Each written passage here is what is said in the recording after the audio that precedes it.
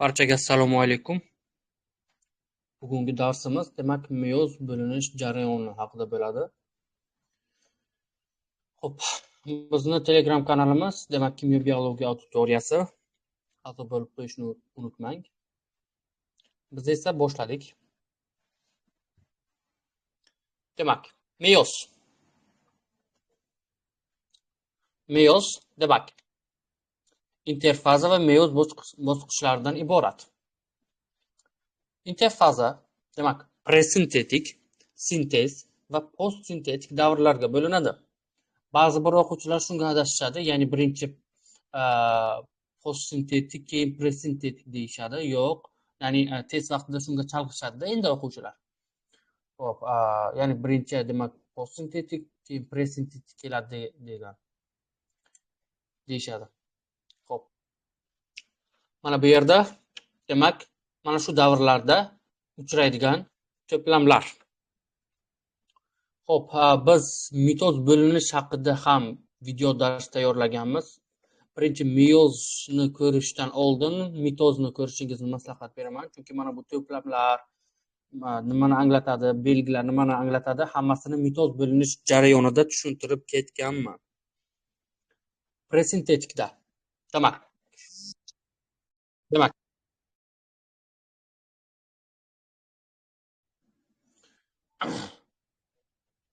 presintetikda demak 2n2s holatda to'plamlar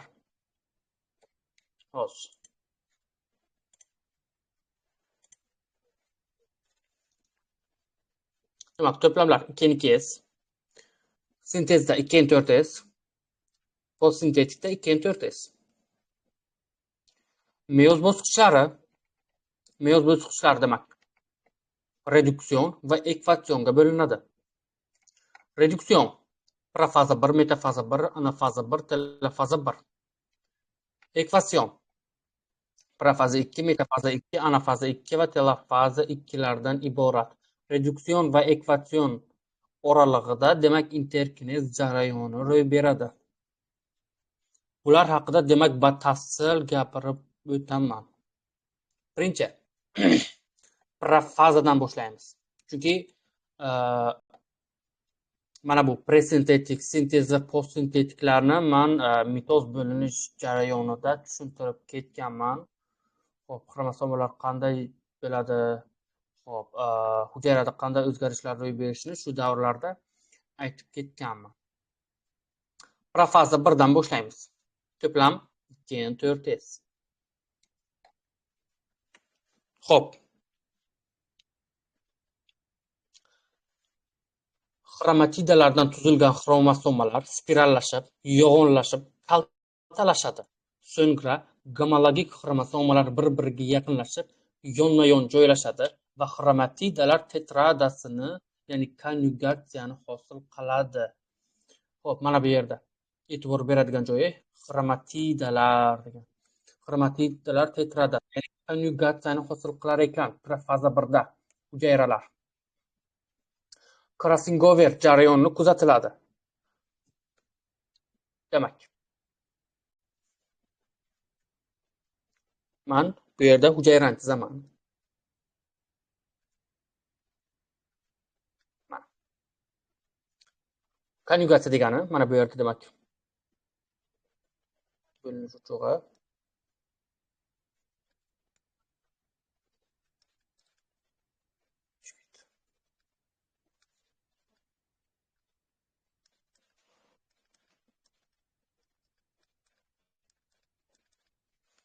Xromosomalar tetradasi. Ko'ryapsizmi? Xromosomalar bir-biriga yaqinlashib, xromatidalar tetradasini hosil qiladi.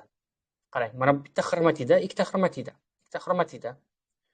Ikkita xromosomada общий 4 ta xromatida bo'ladi. Tetradasi deyapti-ku. Bir-biriga yaqin joylashuvi konjugatsiya. Mana shu xromatidalardagi genlar almashinuvi krassingover deydi. Bundan tashqari, xo'p, yadro qobig'i parchalanadi, xo'p, yadrocha yo'qoladi, sentriolalar ikki qutbga yo'naladi. Mana bu sentriolalar. Mana bu sentriolalar ikki qutbga yo'naladi. Mana shu jarayon demak profaza 1da kechadi. Metafaza 1da demak 2n4s holatida. 2n4s degani qarang. Tushuntiraman. Ikkita xromosomaga 4 ta xromatida degan. Mana bu yerda ikkita xromosoma, 4 ta xromatida. 2n4s holatida. Metafaza xromosomalarning spirallanish darajasi eng yuqori ko'rsatkichga ega bo'ladi. Konjugatsiyalashgan xromosomalar juft-juft bo'lib, juft-juft holatida ekvator tekisligi bo'ylab joylashadi. Sentromera bo'linish uchug'iga kelib birikadi. Ya'ni mana bunday jarayon hozir tushuntiraman sizga. Xo'p. Mana bu hujayra bo'lsa, mana bu yerda ikki qutbda sentriola bor. Mana bu yerda xromosoma dedik hozir.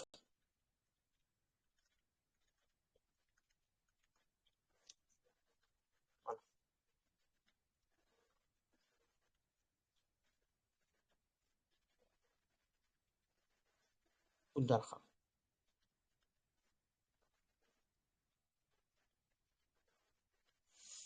Mana shunday. Xromosomalarning spirallanish darajasi eng yuqori ko'rsatkichga ega bo'ladi. Bu tushunarli hammaga. Konjugatsiyalashgan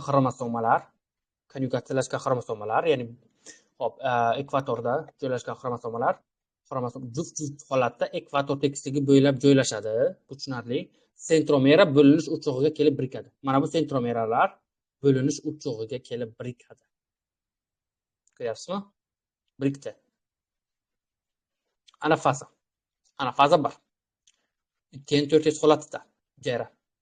Gomologik xromosomalarning yelkalari bir-biridan aniq ajraladi, lekin xromatidalarga ajralmagan holda qutblarga tomon harakatlana boshlaydi degan.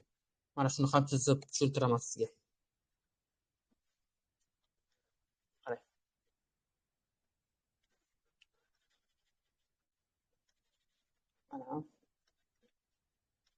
Mana bunday holatda edi.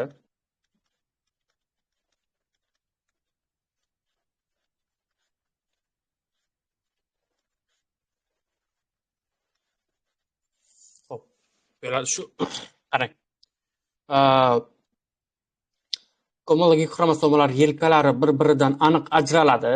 Mana bu tomon, mana bu aniq ajraladi, mana shu joy. Lekin xromatidalarga ajralmagan holda degan. Ya'ni bitta xromosoma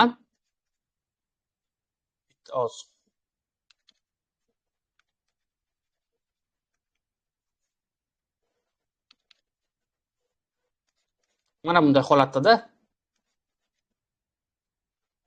mana bu desa, mana shunday. Ya'ni mana bunday holatda emas.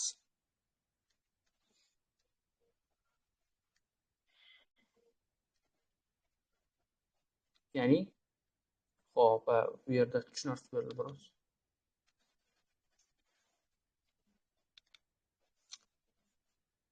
Mana bu ikkita tayoqcha-ku, bu yerda ikkita xromatida-ku. Mana bu ikkita xromatida. Mana shunga ajralmagan.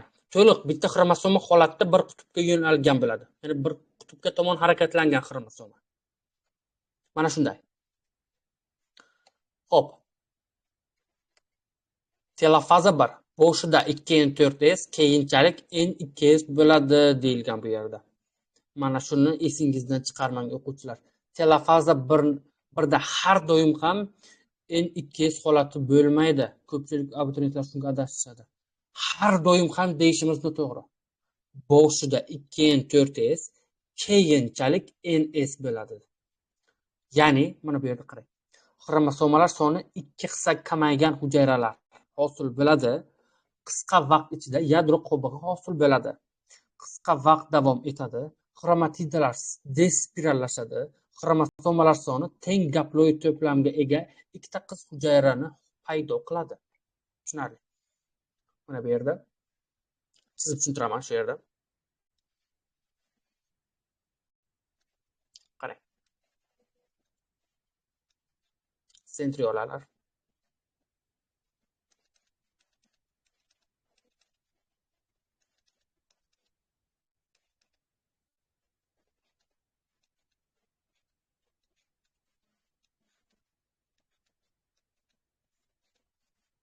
Mana bunday. Xromosomalar soni 2 hissa kamaygan hujayralar hosil bo'ladi deyilgan. Qarang. Mana bu sentriola xromosomalarni hujayra qutublariga tomon tortdiki, o'rtasidan hujayra ikkiga bo'linadi. Ko'ryapsizmi? Bitta hujayra ikkita hujayraga aylanadi. Bitta hujayra ikkita hujayraga aylanadi. Qisqa vaqt davom etadi. Xromatinlar despirallashadi. Despirallanish degani yo'yilish degani. Xromosomalar soni teng gaploid to'plamga ega ikkita qiz hujayrani paydo qiladi. Mana shunday. Mana shunday jarayon paydo bo'ladi. Xo'p, ana endi interkinez. Interkinez. Meyozning birinchi va ikkinchi bosqichdagi bosqich, ya'ni reduksion va ekvatsion orasidagi bosqich. Interfazadan farqli ko'ra bu bosqichda DNK miqdori o'zgarmaydi. Mana endi profaza 2 mitoz profazasidan farq qilmaydi deyilgan. Ya'ni mitoz video darsini chiqarganman. O'shanga, demak, bir ko'rsangiz o'sha video darsni YouTube kanaliga ham joylaganman, Telegram kanaliga ham boru. Demak, tushunib olasiz, mitoz profazasidan farq qilmaydi deyilgan bu yerda.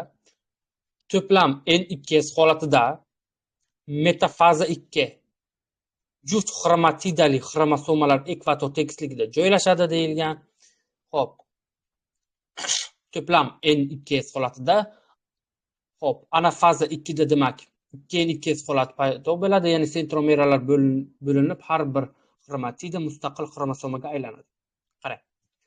Mana shu yerni bitta rasm qilib tushuntiraman. Bitta hujayrani rasm chizaman.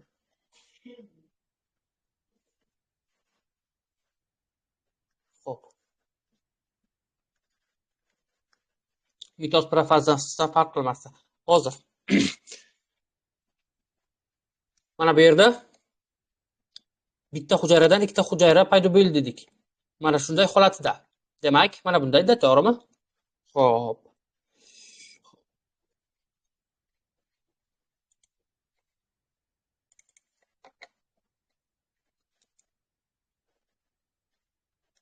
Xromosomalar mana shunday. Ko'ryapsizmi? Mana shunday.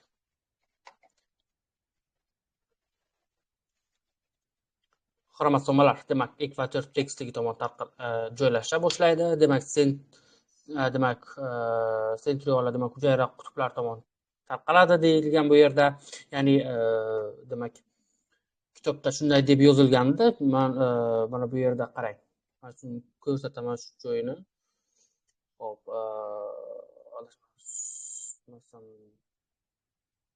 bu endi mitozni tushuntirgan paytimda, endi bu mitozni tushuntirgan darsim. Mana bu. Mana xromatinlarning spirallashuvi hisobiga yo'g'onlashish va kaltalashish kuzatiladi. Ular juft-juft xromatidalar holatida bo'lib mikroskopda ko'rina boshlaydi. Ikkita xromatida belbog' orqali xromosomalarni hosil qilgan bo'ladi. Yadrocha parchalanadi, sentriolar bir-biriga itarilib qutblarga tarqala boshlaydi, bo'linish uchug'i shakllana boshlaydi, faza oxirida yadro qobig'i parchalanadi. Mana shu jarayonlar sodir bo'ladi profazada. Xo'p, metafazada ham shunday. Metafaza 2 da xromosomalar zichlashib, yo'g'onlashib, hujayra markazi bo'ylab to'planadi. Xromatidalar sentromerasi ekvator tekisligida joylashadi. Bo'linish uchug'i iplari har bir xromosomaning sentromerasiga ikki qutbdan birikadi. Bu yerda endi tushuntirganlarim.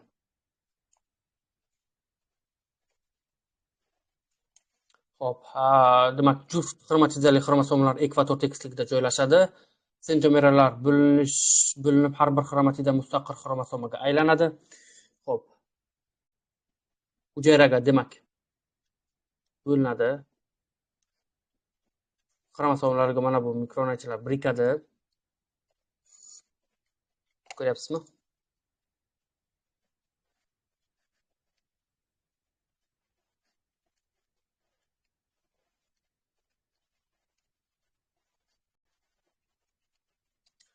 Ana endi xromosoma mana bunda edi-ku.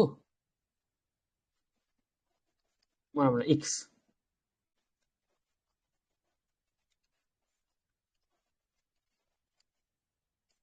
Mana buni ikkita qo'l deylik, mana shuni. Qarang. Bitta qo'li mana buni oladi. Bitta qo'li esa mana bunday bo'ladi. Ko'ryapsizmi? Mana shunday bo'ladi. Qarang.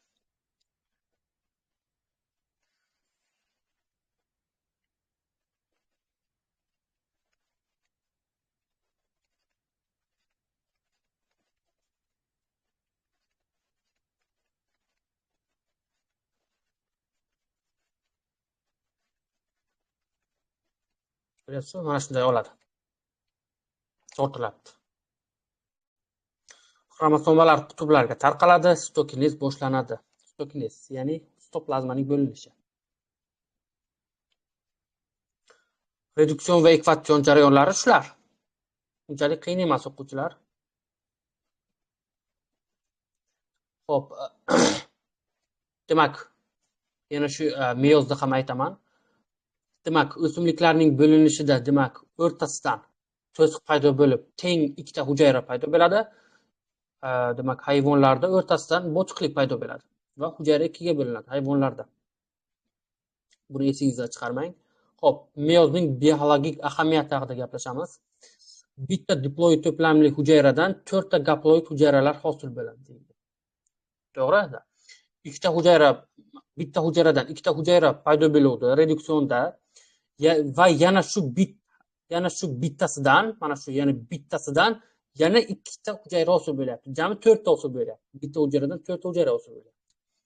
Konjugatsiya va crossover kuzatiladi. Hosil bo'lgan hujayralar ona hujayradan genetik jihatdan farq qiladi. Nima uchunki, demak, konjugatsiya va crossover jarayoni bo'lganligi uchun asosida kombinativ o'zgaruvchanlik o'tadi. Mana shu 4 ta jarayonga, demak, meyozning biologik ahamiyati deyiladi. Demak, meyoz haqida video darsimiz shu.